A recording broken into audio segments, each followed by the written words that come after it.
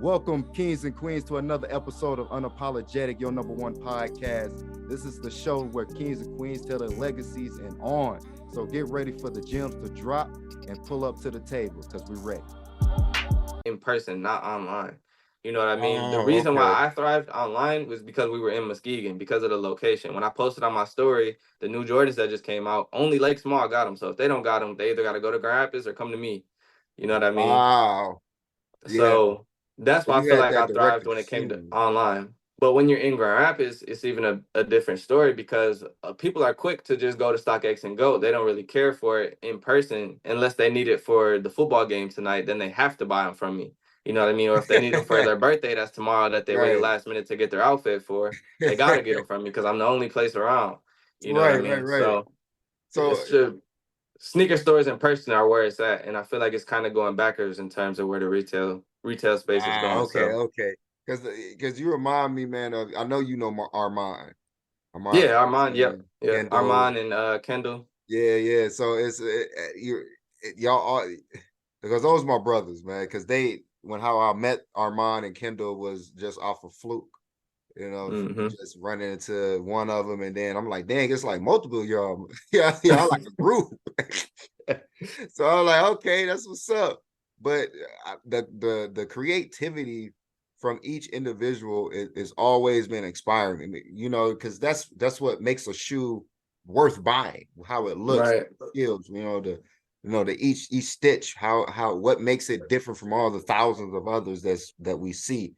And I see now that, me being in the media business for going on 6 years now, the art is really in the eyes of the beholder, Mm-hmm. and that follows with everything like real estate, media, anything, entertainment. And I look at it that way because even though, for example, a person may come up to you and be like, well, I want this house, but I don't think, it's a good fit for me and blah, blah, blah. And you're like, okay, cool. You're not allowed to say anything as give your own, like, you don't like to give your own opinion as far as Right. location. But at the same time, you want to be like, man, this is a beautiful house. Well, let me give you a tour of this house so you can see the beauty that I see within this particular property. Right. And that will open up more doors. And I know it sounds like boring and simple, but I'm learning like the boring and simple conversations open up the biggest doors in certain situations. Yeah. And then most people, we tend to forget about that. And, Yeah. I and we mean, it's can't just do like that. asking a very, very specific question versus an open-ended question. You're gonna get a lot more feedback from an open-ended question than a like, "Are you wearing shoes?" No, and then Right. that's Yeah, it. yeah, You know what I yeah. mean? Yeah. What kind of shoes do you like? And then that's a 5-minute conversation. Bro, that's crazy, but that simple sales pitch, man, makes a difference. You know what I mean? You Right. get that Yeah. information, you understand what they like. Then they might order 5 to 10 pair of shoes. You Right. you don't know who you're talking to at that particular time. Or a client that may, oh yeah, man, you know what? I like how you is, Drake. Let me buy these next 5 houses. Right. Damn, you know what I mean? Sure, I didn't know you had it like that, boss. So I show. Let's go. And it, Yeah. and so yeah, man, your demeanor gives off that type of open up type of conversation, and Yeah. that's big. You don't hear that, man. That's why I try to highlight in our conversations, like, man, how you talk and respond to a person really does matter. Because you will talk to the wrong person a different way. Man, I don't want to talk to you no more, bro. Right. Like, yeah, we're good. Right. We'll go somewhere Yeah. else. I mean, that's one thing about me is like I got a really open mind and you can't really steer me the wrong way unless you do something that's really wrong because I have a really open mind. Like whether like even if it was politics like Trump or Biden or whoever, like if you're a Trump supporter, I'm not necessarily just gonna zone you out and be like, I'm not hearing anything you got to say. You know what I mean? Right, Or right, or right. vice versa. You know what I mean? So I have a really open mind and I don't there's a few strong beliefs that I have, but there's not many of them, you know what I mean, that's gonna deter me from giving somebody the opportunity, you know what I mean, to speak their Mm, mind. okay. Dang, bro. I've been trying to pick your little brain, bro. You that real deal, Drake. You that real deal. Dude. Oh man, I gotta ask you, man. I know you have you ever been you've been picked on before because of your name and then of course you look a little bit like Drake himself. You know what Man, yo, of course. They always say either, man, you look just like Drake, man. Your mama named you after Drake. I'm I like, nah, I was Drake before Drake became popular, man. mean? Come on, man. Drake been around Man, I like had to what? bring that up, man, because I was telling one of my colleagues that I we was going to come on, he was going on coming on to the show, and she was like, "Man, let me see what he looks like." I said, "Man," and she was like, "Damn, bro, he really looks like Drake a little bit." And that was the same day that Kendrick Lamar little this song came out, man, and it just killed me because I'm like, you know what? I gotta ask my brother about that input if he listens to music or not. Man, I didn't hear it. He just put out a diss song. with Kendrick did? with the future album with Metro Boomin, it's called Take It. Take that or take it or something like that. Like that? Yeah, like that. Like that. Okay. That's what it Yeah, is. I'll listen That's to what that. it I don't think I've heard it yet. Yeah, man. Tune in, man. I know the audience gonna say, yeah, man. I know the comments gonna go crazy. Man. But man, so on the back end, man, how do you like digress? Man, you've been a business owner, you're an entrepreneur. Do you take time to actually center yourself? Oh yeah, of course. I mean, I'm not too spiritual or religious. I use my whiteboard and my paper. You know what I mean? I just Okay. I'm I'm like I'm different. I don't know why. Like I'm a lot more logical than I am like sympathetic or like religious or like you know what I mean? Like I think a lot and if it doesn't make sense, then it doesn't make sense. You know what I mean? Okay. So I keep everything simple, clean, free of clutter, and that way I don't necessarily have to digress or like kind of take time to, you know what I mean, calm down and be in Right. Zen I mode. mean, You because know what I that's mean? that. I try to stay that way. You know what I mean? So I got a huge whiteboard that's right next to my desk. I don't know if I can flip the camera or not. Oh, so you just turn around and just start boom, boom, boom, boom. Wow. But Wow, bro. I that's thought you what got a video that I little was doing. boy. He got a 10-foot whiteboard, man. Yeah. All right. That makes sense. That makes sense. Oh man. Yeah, Have you but yeah, like I use paper a lot. I got this app called Notion. Like I just I write down stuff a lot and Notion? make a lot of Okay. lists and So are you all writing a that kind of book or stuff. something later on with all this information that you collecting? Like the homepage and then like See, y'all, this is dedication. This is how we gotta get like, man. This is how you exceed your expectations. This was crazy. taxes and YouTube notes and That's what I'm social talking. media. Organization, man. I need you on the team, bro. I need I need that. I need that information, man. Okay. See, we think alike, man. I read a lot of articles and whatnot, man, and uh, it really helps keep you on board as an entrepreneur, and I feel like, especially to my audience, the the young people who are coming into this business world, it's a doggy dog world. And I'd be telling them, some of my younger people that like they be thinking, oh, I'm gonna get this idea, I'm gonna launch this, I'm gonna get my loan, get everything situated. It's like that's what's up. I love your enthusiasm, but remember, you are in competition with the entire world. So you Right. gotta be unique. You gotta be hungry. So you're gonna get knocked out sometimes, man. So you Yeah. gotta be ready for that good pick me up when you get in that ring. And I love to see that inspiration, with the people I have a conversation with. And so my next question is are you going to be doing more spoken speaking public speaking, excuse me, public speaking with schools or students or any organizations?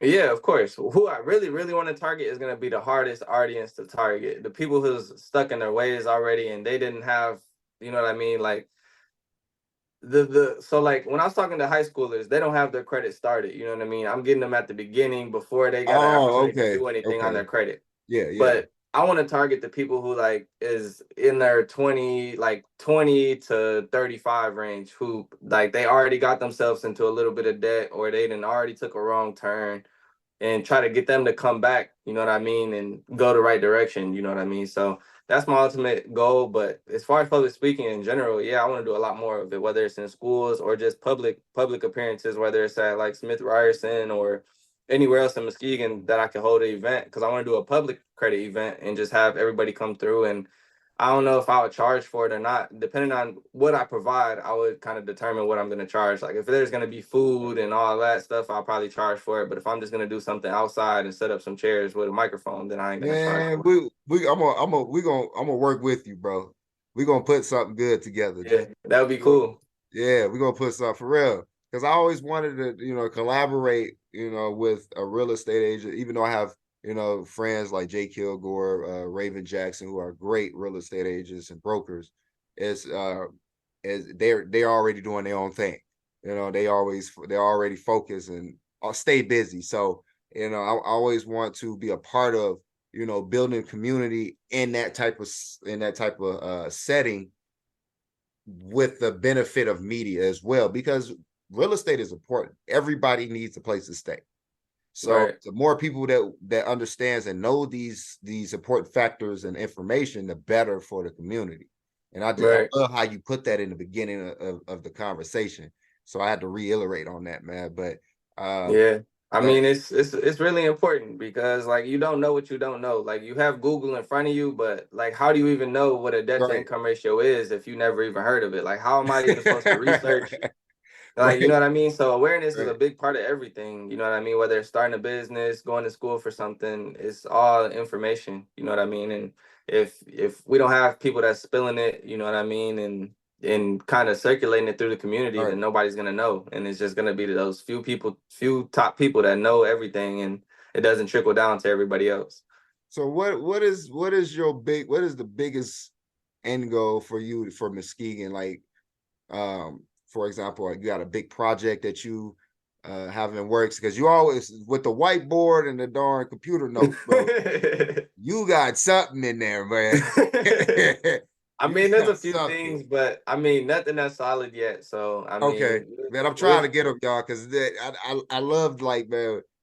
Uh, for me, I was raised. My OG always taught me to be strategic and technical, like how you are. Not as vast as you. I'm not as vast as you in technicality. I'm getting there, but he showed me how important and how you can literally change the game by just moving in a certain strategic way and not even actually putting using force. You ain't got to show force. It's just how you move in order to get what you want out of a situation. And I yeah. And see that one you're moving like that, man. one good example I can give you of that same exact kind of situation that you're saying is, so me and this other dude at the broker started at the same time. Hmm. And he's spinning his wheels, getting frustrated, and like, man, nothing's working. I did this, I did this, I did that. And I was like, it's simple. Like, how are we gonna make money? He was like, by selling houses. I was like, how are we gonna sell houses? He was like, by meeting people and talking to people. I'm like, how are you gonna do that?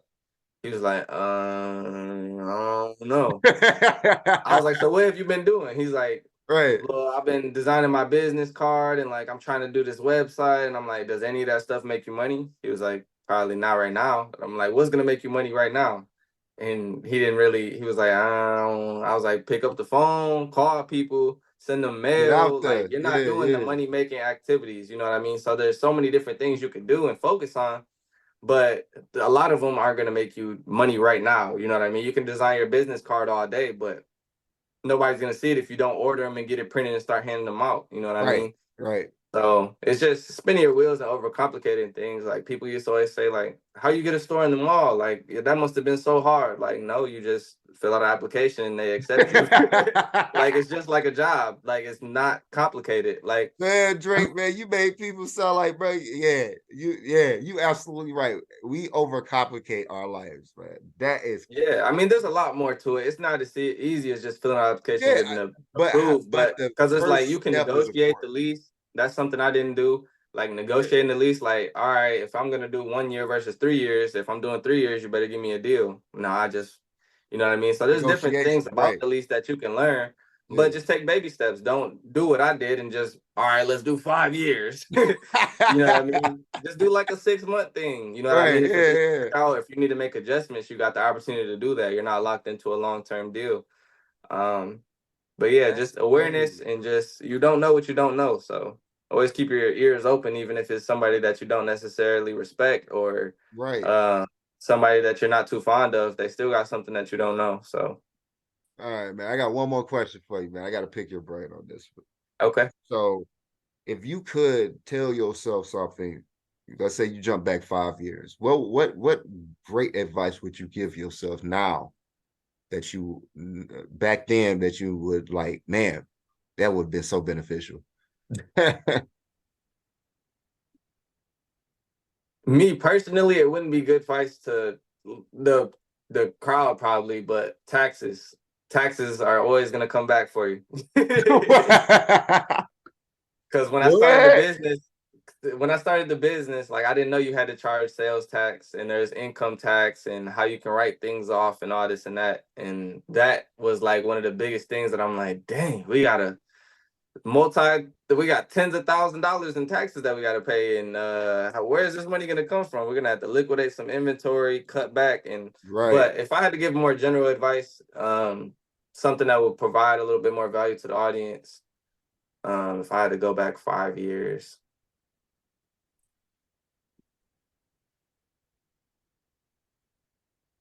No, man, that's a tough one. Yeah, bro. Because because the complex of it, like I sat down and I was in a meeting, man, with a sister who was building her own pharmaceutical business. Hmm. And she just got this big loan of like 20 million or something just to start off Dang. or something like that. And she was just breaking down to me like um how she's planning on, the distributing the money and the funds and what she's hoping to help build her community with. And it was a great combo. But then she was like, but this is the one thing that, when young people like ourselves get this type of, money and power, is that we tend to overexert ourselves instantly. That the power, that whatever abilities that we have, we tend to just run for it, and we have visors. And she was like, this is, and then she came out was like, this is the second time, no, her third time that this has happened. I was like, what happened to the first two? She was like, well, the first time she had to pay the money back because they went bankrupt. I was like, damn. I said, like, Right. over a couple of millions. She was like, yeah. So she made it known that she would have told herself 5 years ago that when I get this money, I will sit down in front of every person that I need to, that will put me in the right position. Like, I will listen to my financial advisor this time. I will listen to my lawyers this time. I will listen to my board. She was like, that simplicity made the biggest difference from then to now. Because now I think she's, they're at $150 million. She's doing great. We still friends. I'm like, man, I need your advice on some advice that when I need it. Right. You know what I mean? So those type of conversation, man, holds so much value and weight in our lives. And we tend to forget to tell ourselves and actually the ones in our circle about, like, look, I know we doing good and everything, but we still can mess up. You know what I mean? Somebody can drop this ball and we're gonna be sitting here Right. stupid.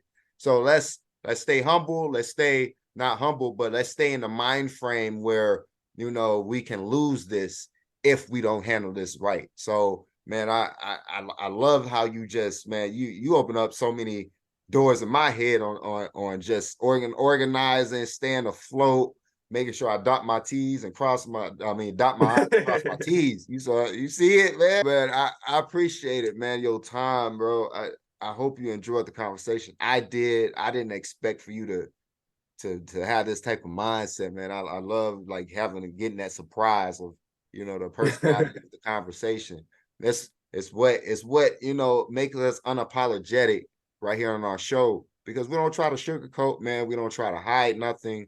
We want you to really tell us about the mentality of what you're going through, how you're building it, because that process is important, and it helps supports not just me but others in the audience that be like, man, I'm in a tough spot. I don't know what to do. I'm a real estate agent too in Kansas or Oregon, wherever he or she may be.